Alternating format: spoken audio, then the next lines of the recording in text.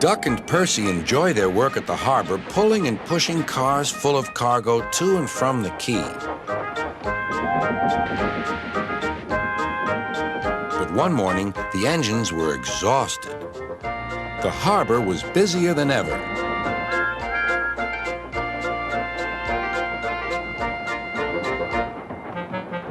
Sir Topham Hatt promised that another engine would be found to help them. "Huh, it's about time," said Percy. "I ache so much I can hardly get my wheels to move," agreed Duck. They waited for the engine to arrive. It came as a shock when he did. "Good morning," squirmed Diesel in his oily voice. The two engines had not worked with Diesel for a long time. "What are you doing here?" gasped Duck. "Your worthy Sir Topham Hatt sent me. I hope you are pleased to see me again. I am to shunt some dreadfully tiresome cars." "Shunt where?" said Percy suspiciously. "Where? Why, from here to there," purred Diesel, "and then again from there to here. Easy, isn't it?" With that, Diesel, as if to make himself quite clear, bumped some cars hard. "Oh!" screamed the cars. "Grrr!" growled Diesel. Percy and Duck were horrified. They did not trust Diesel at all. They refused to work and would not leave their shed. Sir Topham Hatt was enjoying his tea and iced bun when the telephone rang. "So there's trouble in the harbor yard? I'll be there right away." Diesel was working loudly and alone. Cargo lay on the quay. Ships and passengers were delayed.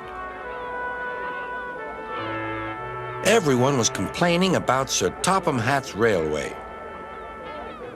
Percy and Duck were sulking in their shed. "What's all this?" demanded Sir Topham Hatt. "We're on strike, sir," said Percy nervously. "Yes," added Duck. "Beg pardon, sir, but we won't work with Diesel, sir."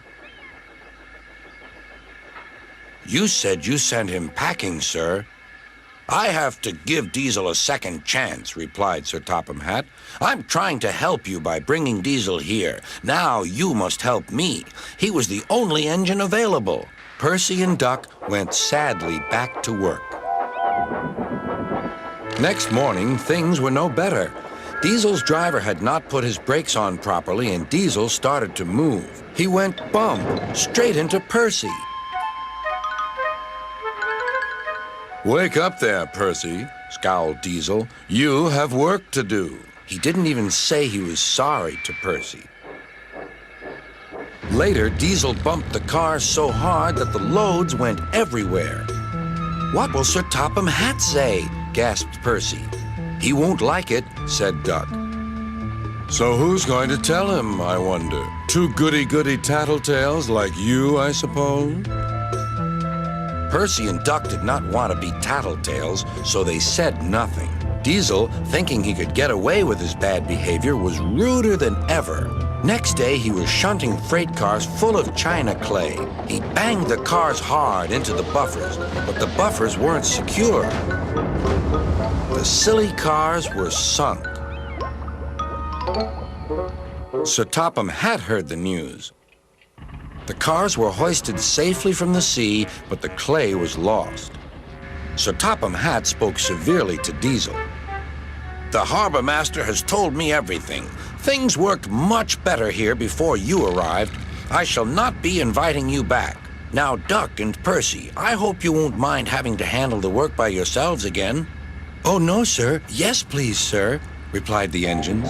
Whistling cheerfully, they puffed back to work, while Diesel sulked slowly away.